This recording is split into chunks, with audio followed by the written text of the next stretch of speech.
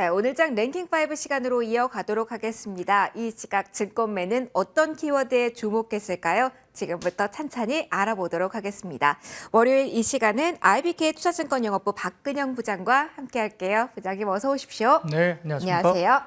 자, 오늘도 키워드 가득합니다. 먼저 정리부터 화면으로 해보고 넘어갈게요. 자, 위메이드발 온기가 지속되고 있는 쪽 있습니다. 오늘 전반적으로 따뜻한 쪽 5위 게임주 올라와 있습니다. 자, 네옴시티에 대한 기대감 여전하고요. 도시 정비 사업도 부각되는 구간일까요? 아니면 단순 가격적인 메리트에 오르는 걸까요? 4위는 건설주입니다. 자, 이제 희망가를 외칩니까? 국제유가 상승에도 굳건하게 오늘 올라와 주는 쪽 있습니다. 3위에 올라온 화학주입니다.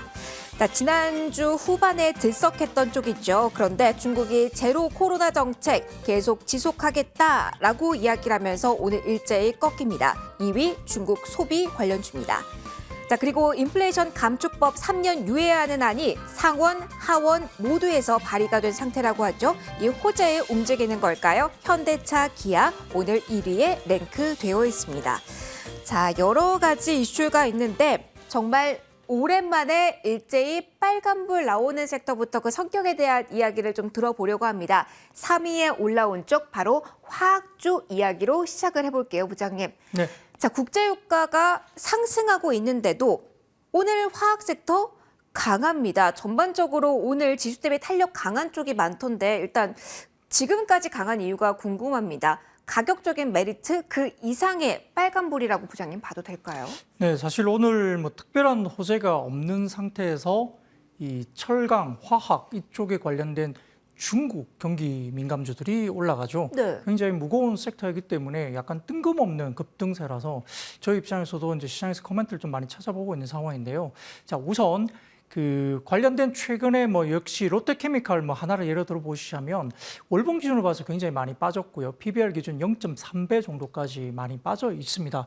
모멘텀이 없긴 하지만 최근에 외국인 수급을 보시면 외국인 지분율이 굉장히 꾸준하게 오랫동안 올라왔던 이 섹터 중에 롯데케미칼도 눈에 띕니다. 그러니까 모멘텀을 봐서는 아직은 없지만 그 외국인 입장에서는 다소 좀 PBR 0.3배 사서 좀 기다릴만 하다 이런 수급들이 들어왔다 볼 수 있겠고요. 두 번째로는 중국 차이나 플레이가 좀 진행된 것이 아니냐. 오늘 같은 경우는 역시 수급적인 이슈인 것 같습니다. 첫 번째로 이제 코로나 관련된 이슈가 있지만 뭐 지난 금요일 날 뭐 홍콩 항생지수도 급등하고 오늘도 이제 홍콩 항생지수가 장중에 6%대 가까이 이제 급등했는데 이런 부분들이 결국 뭐 중국 정부가 일단 부인을 했습니다만 중국 시장에 오늘 같은 경우에 수출입 통계 수치가 나왔거든요. 둘 다 어닝 쇼크가 나왔죠. 그러면 수출입 통계가 어닝 쇼크가 나오면 거꾸로 최근에는 배드 뉴스 이즈 굿 뉴스. 그러니까 역시 이 소비 진작에 대한 이슈가 결국은 중국 정부에서 상당히 많이 뭐랄까 굉장히 예민해질 가능성이 높다는 점이고요. 리오프닝 관련된 시기는 당장은 아니겠지만 내년 3월 정도, 그러니까 내년 1분기 말 정도에는 제로 코로나 정책을 어느 정도 벗어날 것으로 시장은 분석하는 것 같습니다. 특히 뭐 지난 주말에 보시면 상하이 마라톤 대회가 마스크 끼지 않고 마라톤 대회가 아주 대규모로 열렸거든요. 네네. 그걸 본다면 공식적인 대회였던 이벤트 같은 경우는 지금 제로 코로나 정책을 약간 완화를 하고 있는 것 같고요. 그다음에 mRNA 관련된 백신 관련해서도 맞을 수 있게끔 진행을 하고 있습니다. 결국 이제 지금 우리가 중국 쪽에서는 소위 말하는 이제 시장에서 이게 맞는 표현인지 모르겠습니다만 중국산 백신이 이제 물백신이라 가지고 별로 효과가 없는 백신을 계속 맞았다 이런 이야기가 있고 다만 이제 독일 총리가 넘어가면서 최근에 mRNA 백신 관련된 부분들을 맞추겠다 중국 시장에. 네. 그래서 그게 수입되는 백신이 중국 시장에 이제 맞아지면서 근데 다만 현재까지는 자국인보다는 외국인 중심으로 mRNA 관련된 백신을 먼저 맞는 거고요. 그게 조금 더 완화가 되면서 아마 자국 내부에 대한 어떤 부분들에 대해서 내부적으로 어떤 여러 가지 뭐랄까 바이러스에 대한 이슈에 대해서 우리가 감염에 대한 어떤 내성이 생긴다 그럴까요? 네. 바이러스 관련된 내성을 키우는 시간이 조금 필요하다 보고 있는 것 같습니다. 다만 이러한 일련의 조치들이 다소 좀 제로 코로나 정책을 완전히 고수하기보다는 약간 열어두는 두 번째 단계 정도를 보고 있는 것 같고 마카오라든지 홍콩이나 여러 가지 지금 항공 같은 경우도 중국 내로 들어오는 항공 관련해서 격리 기간이 줄어든다든지 편수가 굉장히 증편되고 있다는 이런 부분들이 실제로 이루어지고 있는 부분이고요. 지난주 금요일 날 시티에서 주최했던 여러 가지 한 행사 중에서 질병관리 관련된 어떤 담당자가 그 공식 행사 내부에서 약간 제로 코로나 정책을 완화하는 쪽으로 정책이 실질적으로 이루어지고 있다는 어떤 코멘트를 그때 공식적으로 시티그룹의 포럼에서 이야기가 됐기 때문에 이러한 것들이 지금 중국 시장에 대한 여러 가지 부분에서 상당히 좀 리오프닝 관련된 기대가 있습니다. 다만 오늘 같은 경우는 좀 특이한 게 이런 중국 플레이를 만약에 한다고 하면 철강이나 화학 같은 경우는 이런 리오프닝 관련된 기대감을 가지고 급등을 하고 있잖아요. 네. 근데 보면 중국 소비주 같은 경우는 또 화장품이나 이때 급등했다 또 오늘은 또 빠지고 있는 거네요. 그러니까 이런 부분들이 나중에 설명드리겠지만 약간 혼재되어 있는 느낌이고요. 역시 화학이나 철강 관련된 부분에서는 중국 차이나 플레이의 수급이 외국인들이 좀 들어오면서 이런 것들을 좀 단기적으로 빈집에 대한 이슈가 좀 불거지면서 주가를 밀어 올린 게 아닌가 이렇게 분석할 수 있겠습니다. 중국발 모멘텀에 기대를 가지고 화학, 철강 섹터의 오늘 강세에 대한 이야기를 해주셨습니다. 그러면 오늘 궁금한 부분이 바로 2위에 랭크가 돼 있어서 여기에 대한 코멘트도 받아보고 추가 질문 이어가도록 할게요. 앞서서도 언급을 해주셨지만 부양책에 대한 기대감으로 화학, 철강이 오르면 이쪽은 왜 오늘 다시 꺾였다라고 지금 시장이 이야기하고 있는 걸까요? 중국이 제로 코로나 조기 종료설을 부인했습니다. 네. 그에 따라서 시장에서 사실은 금요일 날 제로 코로나 탈출 정책을 구사한대라는 소식에 급등을 했었던 카지노 그리고 화장품 같은 경우는 오늘 일제히 꺾입니다.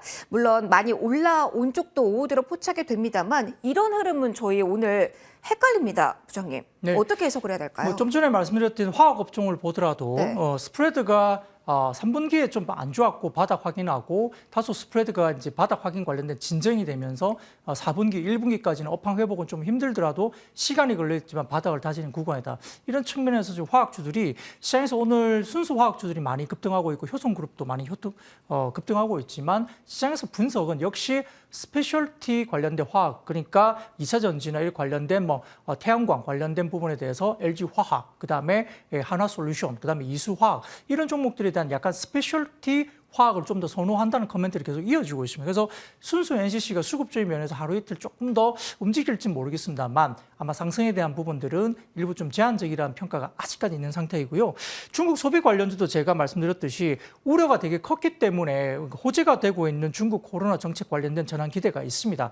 다만 아까 말씀드렸듯이 실망 시나리오도 염두에 두어야 된다 말씀드리는 게 아까 말씀드린 것처럼 독일의 슐츠 독일 총리가 밝히면서 아까 말씀드렸던 중국 본토의 mRNA 관련된 백신을 투여할 수 있는데 이 부분들이 지금 아까 말씀드렸던 홍콩과 마카오, 대만 등의 바이온테크의 mRNA 백신을 제조하면서 공급하고 있지만 중국 본토에서는 아직은 사용 승인이 안 나 있습니다. 그래서 외국인 중심으로의 어떤 그런 수요는 계속적으로 이제 맞아주는 그런 걸로 가고 있지만 내국인들이 아직은 못 맞고 있는 상황이기 때문에 여기에 대한 부분에서 그리고 중국의 코로나 지금 확진자 수가 급격하게 또 늘어나고 있어요. 본토 쪽에서도. 그러고 있기 때문에 한 번에 이 바이러스에 관련된 급속도로 재확산되는 부분에 대해서 열어주기는 아직은 시기상조인 게 여러 가지 부분에서 좀 이야기되고 있는 상황입니다.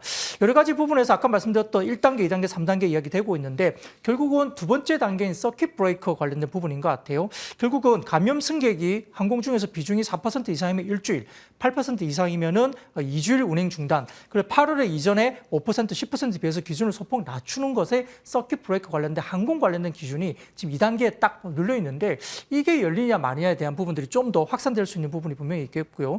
3단계까지 가면은 완전 정상화인데 이걸 가기 위해서는 아까 말씀드렸던 항공기 운항의 서킷 브레이커가 어느 정도 열리냐에 따라 아마 좀 차이가 있을 것 같습니다. 여기에 따라서 아무래도 코로나 정책 기조가 변할 것이라는 기대가 선반영되고 있고 우려가 워낙 컸던 만큼 이 리오프닝 관련된 시기가 이야기되면서 지금 강하게 거기에 대한 리바운드가 나오고 있는데 여기에 대한 부분들을 4분기에 그대로 지수에 반영하기에는 아직까지는 좀 부담스럽다는 측면이 맞고 네네. 소비 입장에서도 지금 광군제나 여러 가지 부분을 봤을 때 탑 20 정도의 국내의 어떤 화장품주라든지 브랜드가 탑 20에 거의 이름이 없습니다. 과거에 후라든지 소라수 같은 경우에 탑 10 안에도 이름이 계속 올라와 있었던 부분에서 브랜드력이 사실 좀 떨어져 있다는 부분들이 결국 유럽의 어떤 브랜드력에 조금 더 처지고 있고 중국 로컬 브랜드도 탑 10에 거의 올라오면서 로컬 브랜드의 약진이 되고 있죠. 그래서 화장품을 포함한 여러 가지 면세점도 사실은 면세점에서 매출 비중이 화장품이 굉장히 크기 때문에 이런 부분들이 아직까지는 브랜드력이 올라오거나 매출달이 올라온 거는 좀 없었다는 부분에서 그런데요. 상대적으로 지금 아모레퍼시픽이 최근에 좀 많이도 오르고 또 많이도 빠집니다. 그게 뭐냐면 LG생활건강보다는 아모레퍼시픽이 2분기 대비 3분기에 면세점 매출이 올라왔다는 점, 유일하게 지금 브랜드 중에 올라왔습니다. 그리고 매출단도 올라왔다는 점에서, 그리고 비용단이 현저하게 처지고 있다는 점은 중국 법인, 해외 법인 쪽에 구조조정이 이루어졌다는 점에서 영업 레버리지를 좀 이야기하는 리포트들이 좀 나오고 있는데, 그러나 올라갈 때 좋을 수도 있겠지만 결국은 매출 볼륨 성장이 뒤따르지 않으면 영업 레버리지 효과는 결국은 반감될 수밖에 없기 때문에 아마 급등락에 대해서는 LG생활건강보다는 아모레퍼시픽이 올라갈 때 많이 오르고 빠질 때 많이 빠질 수 있는데, 아마 영업적인 부분에서는 매출단의 상승 효과가 충분히 보여줘야 그다음에 영업 레버리지가 중국 쪽의 법인에서의 이익단을 충분히 많이 올릴 수 있다는 점에서는 상당히 좀 지켜볼 필요가 있습니다. 그래서 아마 변동성이 좀 크겠지만 아마 매출이 뒤쪽에 충분히 반영이 되면서 주가가 올라온다면 아마 상승폭에 대한 부분들은 아마 아모레퍼시픽 쪽이 LG생활건강보다는 조금 더 낫지 않을까 싶고요. 이런 쪽에서 매출단이 올라오면 자연스럽게 그 면세점 쪽도 당연히 올라오겠죠. 그런 부분들 보시고 대응을 하시는 게 좋겠습니다. 짧게만 질문 드릴게요. 저희 3위, 2위 모두 중국 모멘텀 중심으로 움직임이 나와서요. 지금 자리에서 관심도를 높여본다면 오전부터 시세가 유지되고 있는 조금 스페셜한 화학을 볼까요? 아니면 낙폭이 회복되고 있는 그 위치에 있는 중국 소비와 관련된 주를 지금 볼까요? 만약에 택1 해주신다면요. 네, 중국 소비주는 사실은 브랜드력이 상당히 중요합니다. 네. 일단 뭐 철강이나 화학은 중국이 리오프닝 하면서 경기가 살아나고 내수 진작을 하면 어쨌든 화학 제품이나 철강 제품을 쓸 수밖에 없거든요. 그리고 건설이라든지 화학 쪽의 내수 부분에 대한 부분들을 할 수밖에 없기 때문에 이쪽 부분은 살아날 수 있습니다. 근데 이 소비 관련주에 대한 브랜드력은 상당히 중요한데, 아까 말씀드렸던 화장품이나 이런 부분들이 브랜드력이 지금 올라오지 못하고 있어요. 지금 상위 20개의 국내 브랜드가 아예 이름이 아예 없습니다. 뭐 OEM, ODM이 이제 뭐 중국 브랜드를 포함한 여러 가지 브랜드를 받아서 OEM, ODM을 한다고 하지만 국내 브랜드 자체가 올라가지 못하고 면세에서 매출이 안 나오면, 실제로 이번에도 보면 그 호텔신라 같은 경우에 실제로 보시면은 매출은 굉장히 급성장했는데 이익률이 다 까먹었어요. 그게 뭐냐면 딸공, 그러니까 보따리 상들에 주는 할인율이 워낙 컸다고 볼 수 있겠고, 밀어내기 매출을 했다는 점에서는 다소 조금 아직까지는 조금 시기가 오지 네. 않았다 볼 수 있기 때문에 오히려 경기 전반적인 흐름에서의 어떤 화학이나 철강 쪽에, 그리고 PBR 0.3배 정도가 된다면 그런 대로 뭐 길게 본다면 내년에 어떤 중장기 어떤 실적을 본다면 그렇고요. 그다음에 최근에 보면 미국에서도 마찬가지로 텍사스 연금과 같이 일부, 그리고 타이거 글로벌 같은 아주 큰 해외 쪽의 글로벌 펀드들이 중국 비중을 줄이고 있고, 타이거 글로벌은 신규 투자 아예 중단하기도 했다, 그렇게 되죠. 그러면 그 비중을 줄이면서 인도와 한국 쪽에 많은 자금들이 지금 외국인들 들어오면서 결국 차이나 플레이를 수급적으로 한다는 점에서는 많이 빠져 있고 빈집으로 성행되는 오히려 경기 민감 업종, 철강이나 화학 쪽에 오늘은 배팅이 들어갔다, 이렇게 볼 수 있겠습니다. 알겠습니다. 중국 이슈 안고 있는 이야기들 쭉 이어가서 해봤고요. 오늘 가장 이야기가 많이 나왔던 쪽 이어서 좀 풀어가 보도록 하겠습니다. 오전부터 완성차가 오랜만에 탑10 안에서 시세를 형성하고 있어서 궁금하셨을 겁니다. 여전히 유지가 되고 있고요. 현대차, 기아 중심으로 이야기를 해볼 겁니다. 부장님, 여러 가지 설명이 되고 있는데 정말 인플레이션 감축법 유예안이 상원, 하원 모두에서 이제 발의가 됐다. 발의된 상태만으로 이렇게 강한 반응이 나오는 거라고 저희는 이해를 해야 될까요? 지금 어떻게 보십니까? 네, 뭐 사실 뭐 최근에 3분기 대규모 엔진 리콜 관련된 충당금으로 컨센서스가 하회되면서 주가 같은 경우도 연중 최저치까지 사실 하락한 상태였습니다. 여기에 따라서 지금 전기차 보조금 관련된 상하원 3년 유예 법안 발의가 됐다는 점 때문에 일단 반발 매수세가 들어오면서 투자 심리를 회복하고 있는 상태인 것 같은데요. 지금 여론조사에 따르면은 뭐 공화당이 상원과 하원 모두 좀 우세한 성으로 아직까지는 유리하게 이야기되는 것 같습니다. 중간선거 이후에 정책에 따른 유불리보다는 아무래도 기본적인 실적과 펀더멘털을 좀 더 집중할 가능성이 높다고 보는데, 아까 말씀드렸던 그 배터리 관련된 이 상하원 관련된 부분에서는 실제 통과 여부가 미지수 있는 상황이고요. 알리바바나 조지아 등 모두가 현대 기아의 공장이 위치한 주에 있습니다. 민주당의 알리바바 주 하원 의원이 이제 대표 발의를 했고 9월에 상원에서 동일한 내용의 개정 개정안 발의가 됐는데 여기도 민주당 소식의 조지아주 상원의입니다. 그러니까 뭐냐면 현대 기아가 공장이 있는 주에서 이 의원이 발의가 된 거죠. 아하. 그러니까 이 부분은 상하원 양쪽에 발의됐다는 것을 의미를 둘 수도 있지만 네. 사실은 현대 기아의 공장이 위치한 주에 의원들이 발의를 했다는 점에서 실질적으로 통과 여부는 아직까지는 좀 미지수일 가능성이 높다라고 볼 수 있는 상황입니다. 여기에 따라서 이제 펀더멘탈로 보자면 이런 게 있습니다. 양쪽에 대해서 볼 수 있는데 일단 긍정적으로 보자면 현대기아가 11월과 12월에 판매 증가에 자신감을 표명했고요. 지금 11월부터 현대차는 38만 대 판매하면서 4분기 110만 대 달성 가능성에 대해서 상당히 강조를 하고 있고 지금 북미와 내수 시장 중심의 판매 계획을 갖고 있다 볼 수 있겠고요.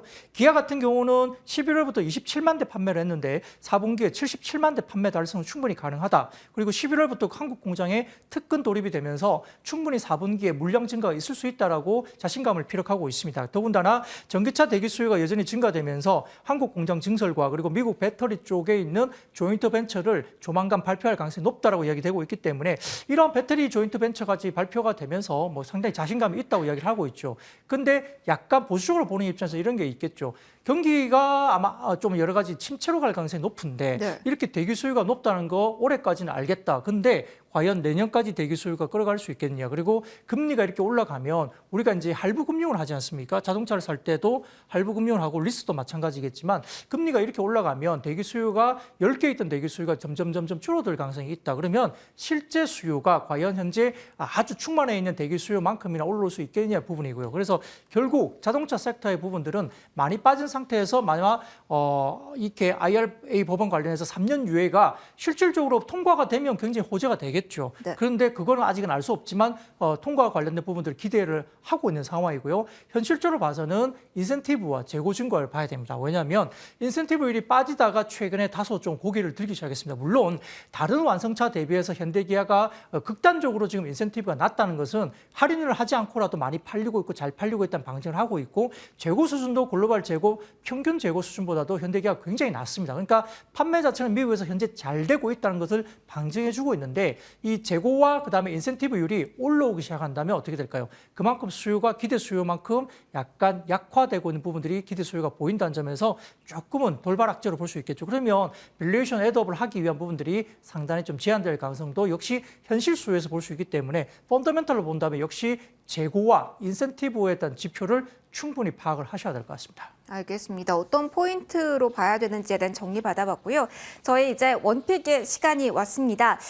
지금은 어떤 종목을 눈여겨봐야 될까요? 원픽 설명 부탁드려볼게요. 네, 실제 오늘 화학주가 순수 NCC가 많이 올라가고 있습니다만 네네. 따라가기는 조금 부담스럽습니다. 말씀드렸듯이 이제 어떤 기술적인 어떤 이슈 때문에 뭐 쇼커버가 들어오고 외국인들이 지분을 늘리고 이러면서 단기적인 급반등이 나오고 있기 때문에 아마 수급적으로 봐서는 하루 이틀 좀 더 이어질 가능성이 있다고 보지만 업황 자체를 본다면은 내년 1분기 정도까지는 아직까지는 업황이 돌아서기가 조금 힘들다. 중국이 리오프닝을 정말 할 것인지 부분은 올해 연말까지가 아니라 내년 초를 봐야 된다는 겁니다. 그래서 시기적으로 아직은 조금 멀었다는 점에서는 다소 조금 보수적으로 봐야 되지 않을까 싶습니다. 여기에 따라서 하이브리드 화학주가 오히려 지금으로서는 업황이 상당히 좋은 국면에서 네. 오늘은 빠지고 있고 지금 아까 말씀드렸듯이 뭐 상원 하원 쪽에 공화당이 다 우세하다 이런 점 때문에 IRA 법안 관련해서 다소 조금 뭐라 그럴까요? 후진할 수 있다 이런 이야기를 하고 있잖아요. 근데 시장에서는 공화당이 됐든 민주당이 됐든 누가 되더라도 IRA 법안이 뒤로 물러서지는 않을 거로 분석을 하고 있습니다. 그러면 오늘의 하락세는 다소 조금은 살 수 있는 기회를 좀 주는 것이 아니냐라고 네. 분석될 수 있기 때문에 그러고요. 하나솔루션은 뭐 태양광 사업 부분 영업이익이 상당히 좋았죠. 그리고 컨테이너선 우림 하락했다는 수익성 개선도 지금 충분히 나타나고 있는 상황이고요. 미국의 태양광 업황은 내년도 당연히 뭐 견조하게 성장을 이루어질 것 같습니다. 지금 2023년 같은 경우는 27기가와트 정도의 올해 대비 9.4% 설치 수요가 더 증가할 것을 보이고 있어서 상당히 업황은 좋을 것 같고요. 그다음에 첨단 제조 세액 공제가 2023년 이후에 되는데 아마 지금 봐서는 하나솔루션의 미국 내 진행 중인 모듈 생산 설비 증설 1.4기가와트 관련된 부분에서 세금적인 부분에서 수혜를 충분히 얻을 것으로 전망되고 있습니다.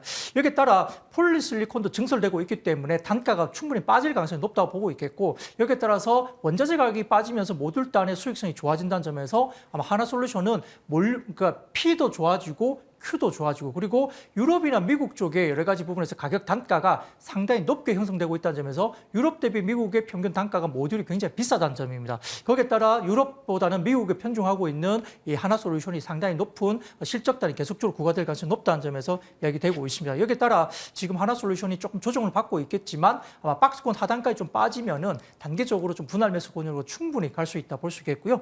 목표가는 6만 원 정도까지 단기 상승 놓을 수 있겠고 손절가는 43,000원 말씀드리겠습니다.